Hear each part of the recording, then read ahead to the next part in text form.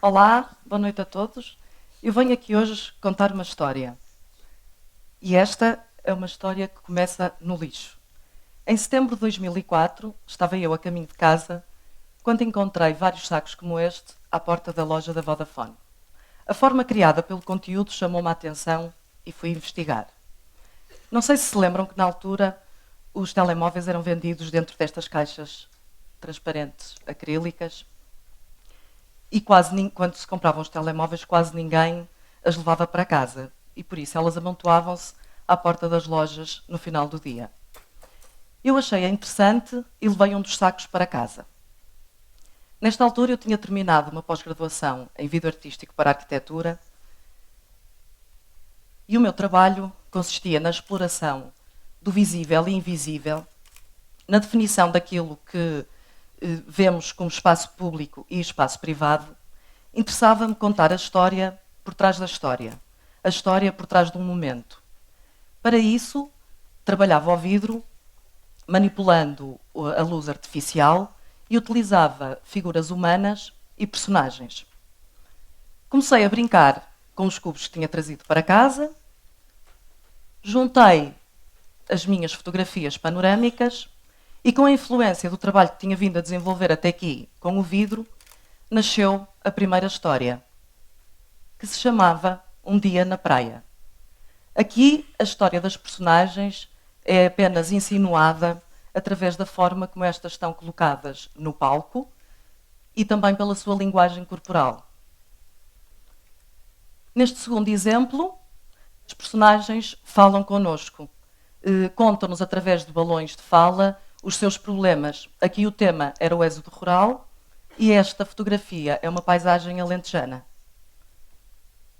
Uma história muito diferente, no estilo de um episódio de uma investigação criminal. Os principais suspeitos são senhoras de profissão duvidosa que estão a ser interrogadas no local de trabalho. Como já vimos até aqui, a inspiração para as minhas histórias podia surgir de um momento do cotidiano, poderia ser uma sátira, como vemos no canto superior direito, através do pensamento de uma noiva no dia do casamento.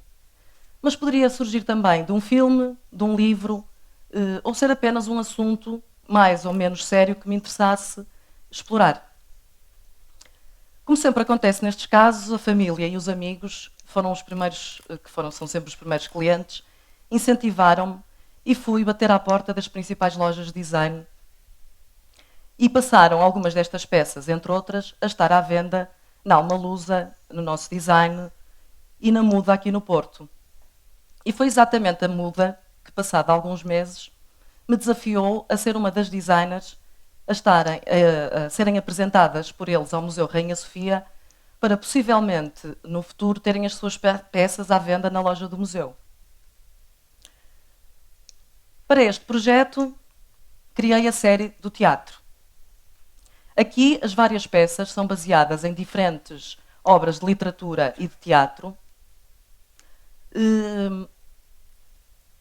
Incorporei, neste caso, um novo componente que servia para guardar CDs, cartas de amor, livros, documentos, entre outras coisas.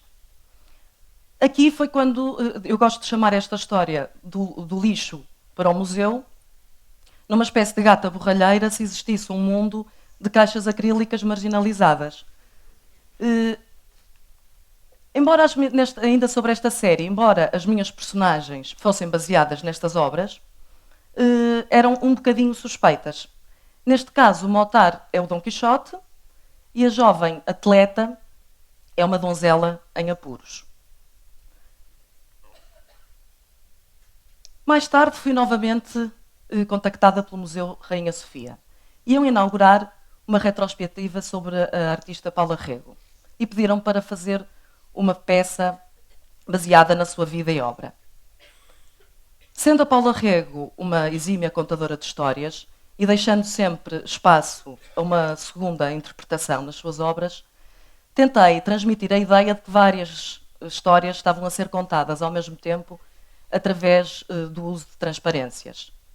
E claro, se estamos a falar de Paula Rego, não podiam deixar de existir pessoas com cabeças de animais e vice-versa.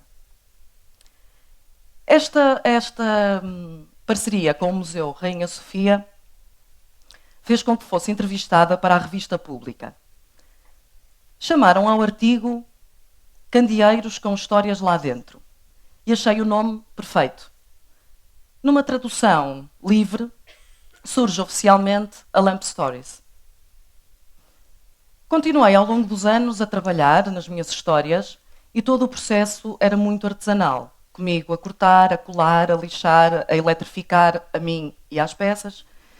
E neste processo ainda bastante artesanal, devo-vos dizer também que nesta altura eu já tinha uma fama considerável junto da Vodafone como a menina que recolhe o lixo ao final do dia. E assim, passados uns anos, fui novamente contactada pelo Museu Rainha Sofia para, na mesma perspectiva de elaboração de peças sobre os artistas que iriam estar em exposição no museu, criei a peça sobre Alighiero Boetti, mais tarde sobre António Montadas e ainda sobre o próprio Museu Rainha Sofia e sobre o seu espólio. Como podem ver ali o Guernica em grande plano. Seguiu-se a Fundação MAP, com a exposição sobre Yves Saint Laurent. Aqui gostava de partilhar com vocês que este é um dos grandes prazeres do meu trabalho. É ter que estar constantemente a aprofundar e a estudar e a pesquisar diferentes temas. Mas voltando a Yves Saint Laurent, depois da dita pesquisa, realizei 2 peças. Esta inspirei-me nos elementos e cores africanas em que o próprio Yves Saint Laurent se inspirava. Nesta segunda peça, o próprio é uma personagem que parece estar a observar o seu mundo e tudo o que conquistou. Aqui uma outra parceria, desta vez com a Fundação de Serralves, com os seus lindíssimos jardins, idealizando um dia perfeito. E estamos agora em 2012, quando rumei a Guimarães para participar na Capital Europeia da Cultura. Estudei a cidade, mais uma vez, estudei os seus habitantes, as suas grandes e pequenas histórias e contei-as em 10 peças que estiveram em exposição numa galeria temporária da cidade.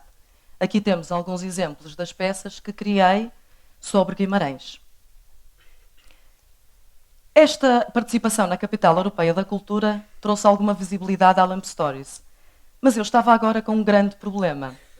Estas caixas estavam a começar a ser descontinuadas e eram cada vez mais difíceis de arranjar. Descobri o fabricante, descobri o quanto pode custar um molde e descobri também que para reaproveitar o molde que já existia em fábrica para estes cubos, tinha que ter a autorização da Vodafone. E aqui começou um longo e penoso caminho de e-mails, pedidos, cartas, reuniões para conseguir o tal e tão desejada autorização. Mais uma vez, a família e os amigos foram incansáveis e, com a sua preciosa ajuda, que aproveito para agradecer, consegui a autorização e consegui principalmente continuar a trabalhar. E assim fiz. Simplifiquei o processo, procurei ajuda externa e até hoje continuo a trabalhar nas minhas histórias e a criar candeeiros com histórias lá dentro. Para terminar, entretanto, não para terminar, só falta mais uma exposição. A Lamp Stories participou recentemente no Open Day da LX Factory em Lisboa e estas são algumas das novas peças criadas para essa exposição. Baseada no México, as fotografias são sempre fotografias tiradas por mim e depois adaptadas às histórias que quero contar. Aqui temos o Terreiro do Paço e ali o tema é o pastor. Para terminar, agora sim, gostava de partilhar com vocês 2 mensagens relacionadas com a história que vos estive a contar e que são a primeira, a importância de sermos curiosos. Nunca sabemos o que vamos encontrar e de que forma aquilo que descobrirmos nos pode levar numa grande aventura, nos levar em altos voos, ou mesmo mudar o nosso percurso profissional. E quando falo aqui de curiosidade, falo daquela curiosidade típica da infância, aquela curiosidade que nos leva a remexer o lixo às 2 da manhã. Ou, por último, gostava também de vos dizer que numa altura em que se fala tanto em que temos que pensar outside the box, por vezes pensarmos inside the box também pode ser muito interessante. Obrigada.